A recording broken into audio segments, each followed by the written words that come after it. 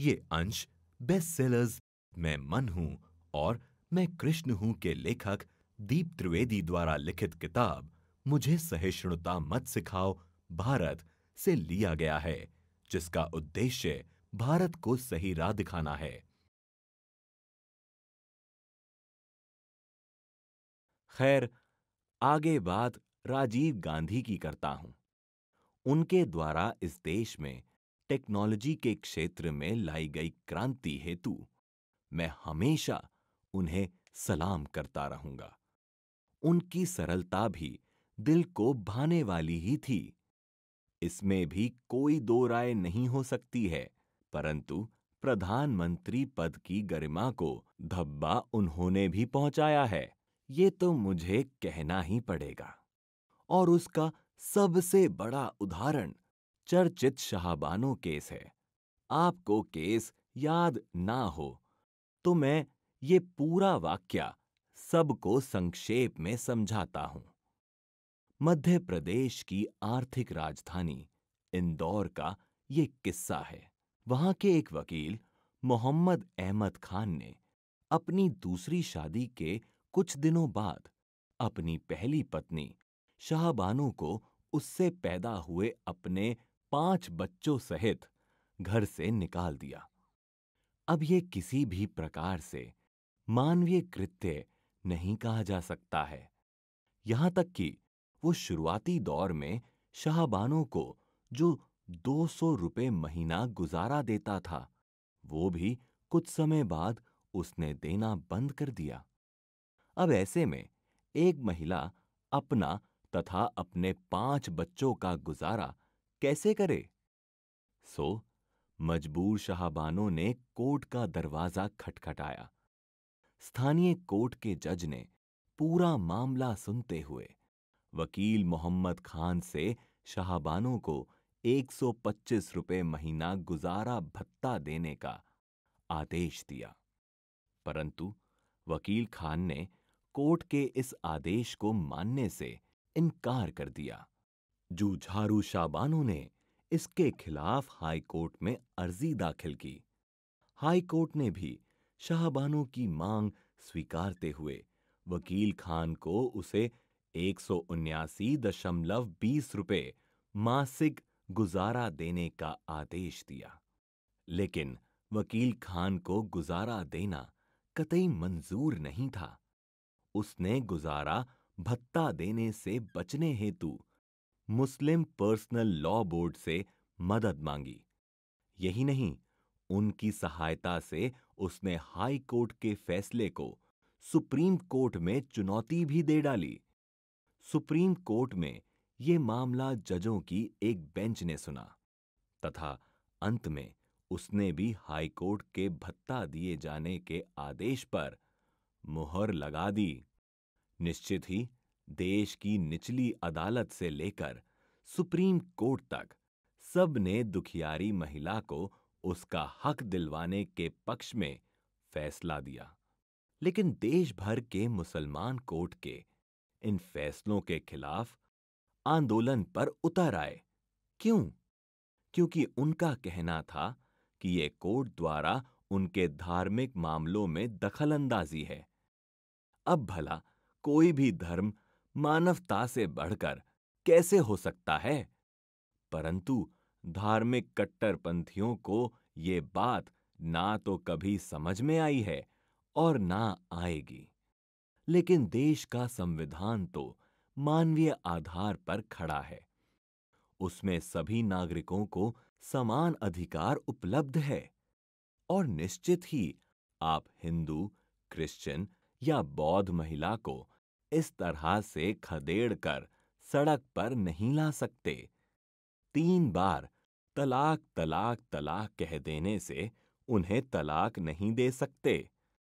महिला को देश में पुरुष के बराबरी पर अधिकार उपलब्ध है ही और उसी अधिकार के तहत तलाक दिए जाने पर महिला तथा उसके बच्चों को जीवन गुजारने हेतु मासिक भत्ता देने की कानूनी जवाबदारी पुरुष की है ही और देश के कानून ने एक अबला मुस्लिम महिला के साथ इंसाफ किया। लेकिन बावजूद इसके मुस्लिम समाज भड़क गया। बजाय खुश होने के कि उनकी एक महिला को न्याय मिला, उल्टा उन्होंने कोर्ट के फैसले के विरोध में देशव्यापी आंदोलन छेड़ दिया। क्यों? कौन सा धर्म कहता है कि महिलाओं को जीने का अधिकार नहीं है? कौन सा धर्म कह सकता है कि महिला इंसान ही नहीं है? क्या एक महिला के अरमान नहीं होते? क्या वो स्वतंत्र नहीं होती? क्या महिला का दिल नहीं धड़कता है? अब पुरुषों का तो समझ में आता है कि उन्हें महिलाओं को दबाकर रखने में रस है, परंतु कम से कम मुस्लिम महिलाओं को तो शाहबानों द्वारा छेड़ी गई उनके हक की इस लड़ाई में उनका साथ देना था। परंतु आश्चर्यजनक रूप से कोई मुस्लिम महिला भी आगे नहीं आई। उल्टा कईयों ने तो पुरुष के सुर में सुर मिलाया। अब कौन क्या मानता है, ये महत्वपूर्ण नहीं है। महत्वपूर्ण यह है कि देश अपने नागरिक की सुरक्षा चाहता है और देश अपने नागरिक की वो सुरक्षा धर्म, जात तथा पद की गरिमा से ऊपर उठकर चाहता है। और भारत का संविधान उस हेतु कटिबद्ध है। यहां तक कि अब तो हिंदू लड़कियों को भी अपने पिता की प्रॉपर्टी का हिस्सेदार माना गया है। माना ही जाना चाहिए। एक माता पिता के लिए संतान संतान होती है। उसमें लड़के लड़की का भेद हो ही नहीं सकता है। और वैसे ही एक देश के लिए उसका नागरिक होता है। उसे उसका हक दिलवाना देश के संविधान का कर्तव्य होता है। और भारत के संविधान ने अपनी इस जवाबदारी का अच्छे से निर्वाह किया है। और यदि कोई यह सोचता है कि मुस्लिम पर्सनल लॉ संविधान के इस मानवीय पहलू के बीच में आता है, तो फिर ऐसे मुस्लिम पर्सनल लॉ को रद्द कर दिया जाना चाहिए। और ये बात एक मुस्लिम पर्सनल लॉ तक सीमित नहीं है। सभी धर्मों के सभी पर्सनल लॉ को समाप्त कर ही दिया जाना चाहिए। सबको ये स्पष्टता पूर्वक समझ ही लेना चाहिए कि एक देश एक कानून ही देश को चलाने का एकमात्र सही तरीका है।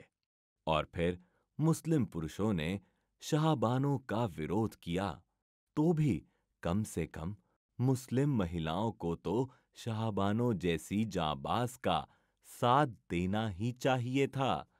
इतनी कष्टपूर्ण परिस्थितियों में भी शाहबानों सिर्फ अपनी नहीं, बल्कि समस्त मुस्लिम महिलाओं के हक की लड़ाई लड़ रही थी। और फिर कम से कम मुस्लिमों के हित का दावा करने वालों को तथा अपने आप को मुस्लिम बुद्धिजीवी कहलाने वालों को तो शाहबानों का साथ देना था। लेकिन दुर्भाग्य से सारे दावे कागजों तक ही सिमट कर रह गए। आश्चर्य मुझे मुस्लिम महिलाओं पर हो रहा है। यदि वे ही बहकावे में आकर बराबरी का हक नहीं चाहती, तो दूसरा कोई उनकी मदद कैसे कर सकता है? ये लोग तो आपको धर्म के नाम पर डराएंगे, बहलाएंगे और फुसलाएंगे, परंतु आप तो अपने प्रति होश में रहें। आपको तो जागना चाहिए था। आप मुस्लिम महिलाओं को तो शाहबानों द्वारा छेड़ी गई तथा जीती हुई जंग का पूरा फायदा उठा लेना चाहिए था। खैर, अब आत्महत्या पाप है, ये तो सभी मानते ही हैं। आत्महत्या कानूनन स्वीकार्य नहीं है, ये भी सब जानते ही हैं। बस ठीक वैसे ही कोई भी जाति या संप्रदाय अपनी कट्टरता के कारण या अपने अंधेपन और लाचारी के कारण दबकर जीना चाहे, तो वो स्वीकार्य नहीं किया जा सकता है, क्योंकि वो भी एक प्रकार की आत्महत्या ही हुई। तथा ऐसी सामूहिक आत्महत्याएं रोकना देश की सरकार तथा उसके संविधान का प्रथम कर्तव्य है। राजीव गांधी को कायदे से सुप्रीम कोर्ट के फैसले के बाद मुस्लिम महिलाओं के साथ हो रहे भेदभाव को खत्म करने का मौका मिला था, यानी 10 करोड़ मुस्लिम महिलाओं को नया जीवन देने का एक सुनहरा अवसर उनके हाथ लगा था और उनके पास ऐतिहासिक बहुमत भी था। पहली बार लोकसभा में किसी पार्टी के 400 से ज्यादा सांसद जीत कर आए थे। शायद ऐसा ऐतिहासिक बहुमत फिर किसी को ना भी मिले, लेकिन मुझे दुख भी होता है तथा आश्चर्य भी कि मौका भुनाना तो दूर, उल्टा राजीव गांधी मुस्लिम वोटों के चक्कर में पड़ गए। हाथ आए अच्छे खासे मौके को अपने बहुमत के बल पर पलट कर रख दिया। उन्होंने लोकसभा में द मुस्लिम वुमेन एक्ट 1986 पास करवाकर सुप्रीम कोर्ट के फैसले को ही उलट दिया। यानी वोट पहले, फिर भले ही शाहबानो और उसके बच्चे सड़कों पर दम तोड़ दें, उन्हें कोई ऐतराज नहीं।